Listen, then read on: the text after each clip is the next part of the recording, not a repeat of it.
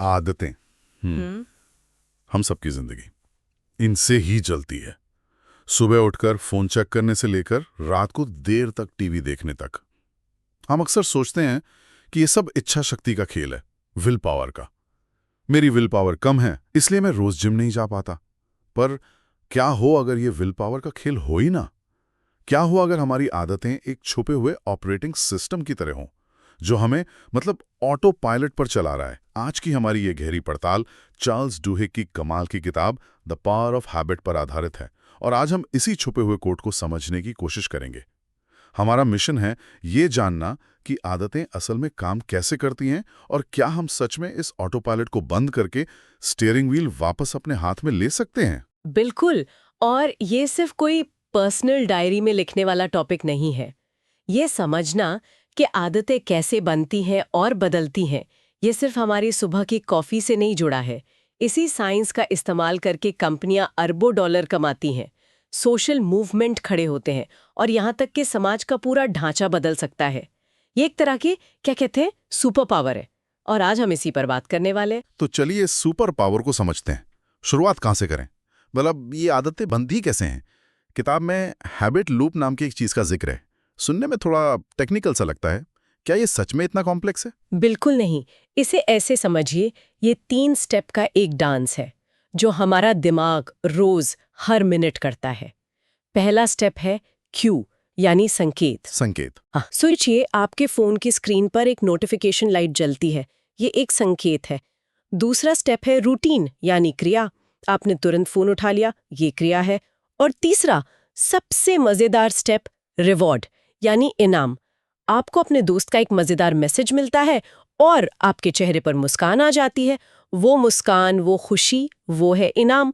संकेत, क्रिया, इनाम, बस यही है पूरा खेल। एक मिनट, अगर ये इतना ही सरल है, फोन जला, उठाया, मैसेज पढ़ा, तो फिर बुरी आदतें छोड़ना इतना मुश्किल क्यों होता है? शाम को बोरियत महसूस होना, वो हो गया संकेत। फिर 1 घंटा इंस्टाग्राम स्क्रॉल करना, ये हुई क्रिया।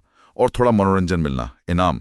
ये लूप तो समझ आता है, पर ये इतना ताकतवर कैसे हो जाता है कि हम चाहकर भी फोन नीचे नहीं रख पाते? इसमें जरूर कोई और गहरी बात होगी। और यहीं पर साइंस का असली खेल शुरू होता है। जब भी हमें वो इनाम मिलता है, चाहे वो चॉकलेट का मीठा स्वाद हो या सोशल मीडिया पर एक लाइक, हमारे दिमाग में डोपामाइन नाम का एक केमिकल रिलीज होता है। ये खुशी का केमिकल है। दिमाग को मजा आता है और वो इस मजे को उस संकेत के साथ जोड़ लेता है। अब अगली बार जो वही संकेत मिलता है, जैसे ही बोरियत महसूस हुई, दिमाग को वो इनाम याद आ जाता है। उसे उस डोपामाइन की तलब होने लगती है और फिर क्रिया अपने आप बिना सोचे समझे हो जाती है। ये इच्छा शक्ति की कमी नहीं है, ये दिमाग की वायरिंग है जो एक शॉर्टकट बना लेती है। दिमाग असल में बहुत आलसी है।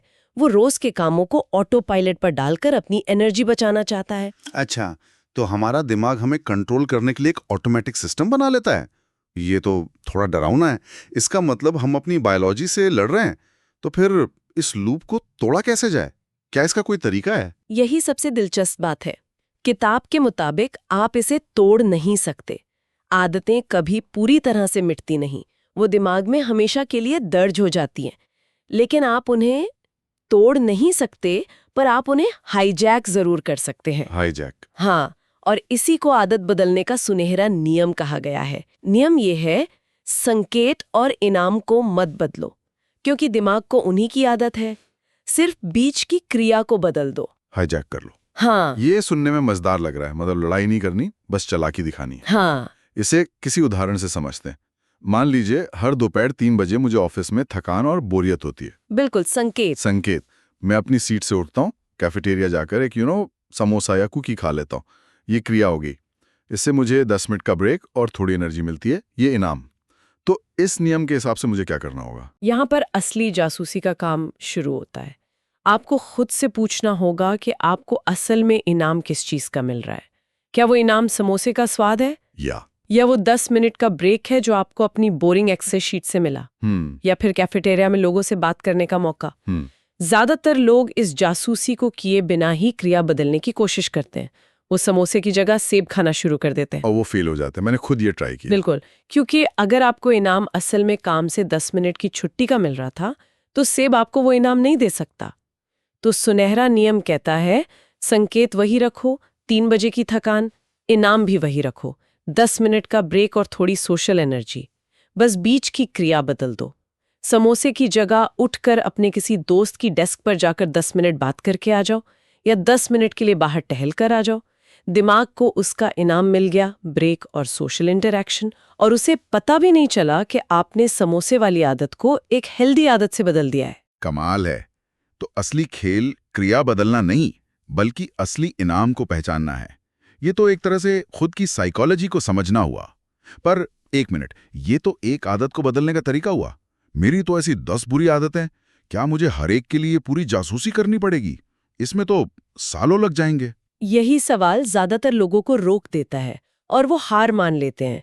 पर किताब में एक ऐसा आइडिया है जो इस पूरी सोच को ही पलट देता है।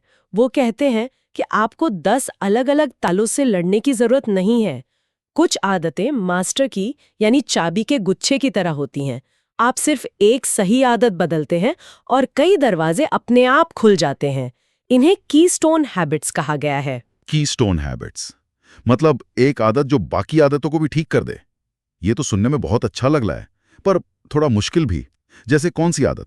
सुबह 5 बजे उठना? जरूरी नहीं। किताब में कुछ बहुत ही हैरान करने वाले उदाहरण हैं, जैसे रोज रात को परिवार के साथ डिनर करना।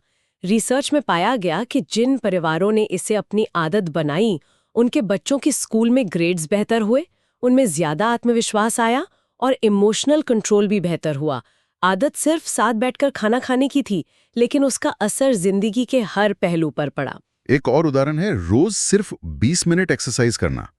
जिन लोगों ने ये शुरू किया, उन्होंने पाया कि वो अपने आप बेहतर खाना खाने लगे, काम पर ज्यादा प्रोडक्टिव हो गए और अपने परिवार के साथ ज्यादा शांत रहने लगे। उन्होंने सिर्फ एक आदत पर काम किया, लेकिन एक डोमिनो इफेक्ट शुरू हो गया। हाँ, एक डोमिनो इफेक्ट। और सबसे सरल उदाहरण जो मुझे बहुत पसंद है, सुबह उठकर सिर्फ अपना बिस्तर ठीक करना। रुकिए, सुबह उठकर बिस्तर ठीक करना, ये कैसे किसी की जिंदगी बदल सकता है? ये तो बहुत छोटी सी बात लगती है। मुझे थोड़ा शक हो रहा है। ये तो वो बात हुई जो मम्मी बचपन से बोलती आ रही हैं। इसके पीछे क्या लॉजिक है? लॉजिक बहुत गहरा है। ये बिस्तर ठीक करने के बारे में है ही नहीं, ये छोटी छोटी जीत के मनोविज्ञान के बारे में है। जब आप सुबह उठकर अपना बिस्तर ठीक करते हैं, तो आप दिन का पहला काम सफलतापूर्वक पूरा कर लेते हैं। ये आपके दिमाग को एक छोटा सा सिग्नल भेजता है कि मैं कंट्रोल में हूं। ये आपको अनुशासन और गर्व का एक छोटा सा डोज देता है, और ये छोटी सी जीत का एहसास आपको दिन के दूसरे बड़े कामों को करने के लिए प्रेरित करता है। ये एक चेन रिएक्शन शुरू कर देता है। ये आदतें एक ढांचा तैयार करती हैं जहां दूसरी अच्छी आदतें आसानी से पनप सकती हैं। समझ गया। तो संदेश ये है कि सब कुछ एक साथ बदलने की पागलपन भरी कोशिश करने से बेहतर है कि हम अपनी कीस्टोन हैबिट को पहचानें और सिर्फ उस पर अपनी सारी एनर्जी लगा दें।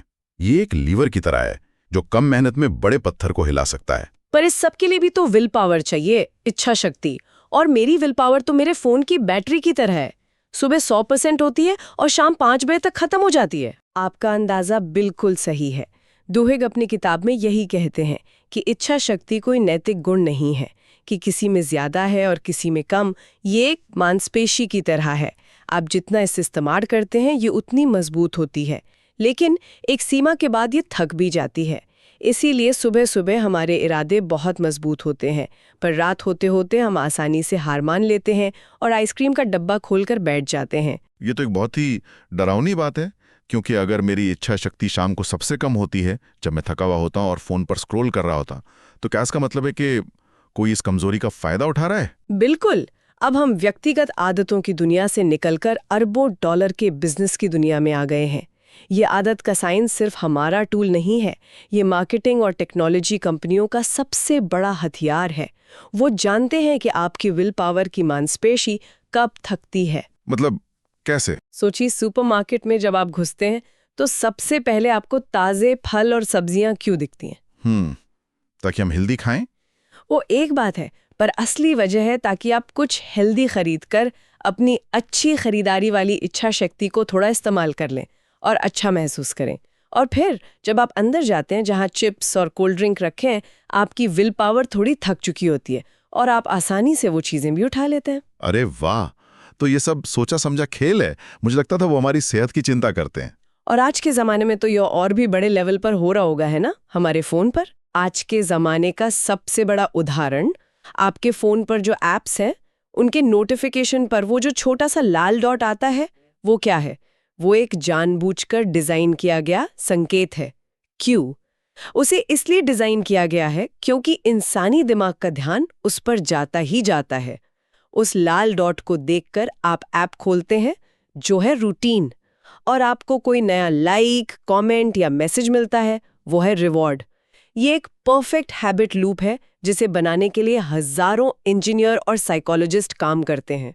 ये इतना असरदार है कि हम दिन में सैकड़ों बार बिना सोचे समझे अपना फोन चेक करते हैं। ये सुनकर तो ऐसा लग रहा है कि हम एक ऐसे जाल में फंसे हैं जिसे हमारे खिलाफ ही बनाया गया है। ये एक जरूरी सवाल खड़ा करता है, हमारे रोज के कितने फैसले वाकई हमारी मर्जी से होते हैं और कितने सिर्फ बाहरी संकेतों की एक ऑटोमेटिक प्रतिक्रिया है। ये सामाजिक स्तर पर भी काम करता है। जब किसी समाज में कुछ लोग एक नई आदत अपनाते हैं, जैसे रिसाइकलिंग करना, तो वो दूसरों के लिए एक सामाजिक संकेत बन जाता है। विश्वास बढ़ता है कि बदलाव संभव है। आदतें संक्रामक होती हैं, अच्छी भी और बुरी भी। जब एक समूह मिलकर नई आदतें अपनाता है, तो बड़े सामाजिक बदलाव भी हो सकते हैं। तो आज की इस पूरी चर्चा को अगर मैं समेटूं, तो हमने कुछ बहुत गहरी बातें समझी हैं। पहली, हमारी हर आदत के पीछे एक 3 स्टेप का हैबिट लूप है: संकेत, क्रिया और इनाम। सही। दूसरी, आदत को मिटाया नहीं जा सकता, उसे सिर्फ हाईजैक किया जा सकता है, मतलब क्रिया को बदलकर। बिल्कुल। तीसरी, हमें अपनी सारी बुरी आदतों से एक साथ लड़ने की जरूरत नहीं है, बस एक सही कीस्टोन हैबिट ढूंढनी है जो डोमिनो इफेक्ट पैदा कर सके। और आखिर में ये कि ये साइंस सिर्फ हमारे लिए नहीं है, बल्कि हमारे चारों ओर की दुनिया हमारी आदतों को अपने फायदे के लिए आकार देने में लगी हुई है। समझना हमें अपने व्यवहार पर नियंत्रण वापस देता है। ये इच्छा शक्ति के भरोसे बैठने के बजाय अपने व्यवहार के पीछे की मशीन को समझने जैसा है। जब हम अपने संकेतों को पहचानना सीख जाते हैं और ये समझ जाते हैं कि हमें असल में किस इनाम की तलब है, तो हम ज्यादा होश के साथ अपनी क्रिया चुन सकते हैं। ये निष्क्रिय रहने के बजाय अपने जीवन का सक्रिय डिजाइनर बनने जैसा है। बिल्कुल। और इसी सोच के साथ हम अपने श्रोताओं के लिए एक सवाल छोड़ना चाहेंगे। किताब हमें क्रिया यानी रूटीन बदलने की बात कहती है, लेकिन क्या हो अगर असली चुनौती क्रिया नहीं, बल्कि उस इनाम को सही ढंग से पहचानना हो जिसकी हमारे दिमाग को असल में तलब है। अगर हमें लगता है कि हमें ऊर्जा के लिए कुकी चाहिए, जो कि क्रिया है, लेकिन असल में हमें तनाव से 5 मिनट का ब्रेक चाहिए, जो कि इनाम है, तो हमारी कितनी आदतें अपनी ही ज़रूरतों को गलत समझने पर बनी हुई हैं।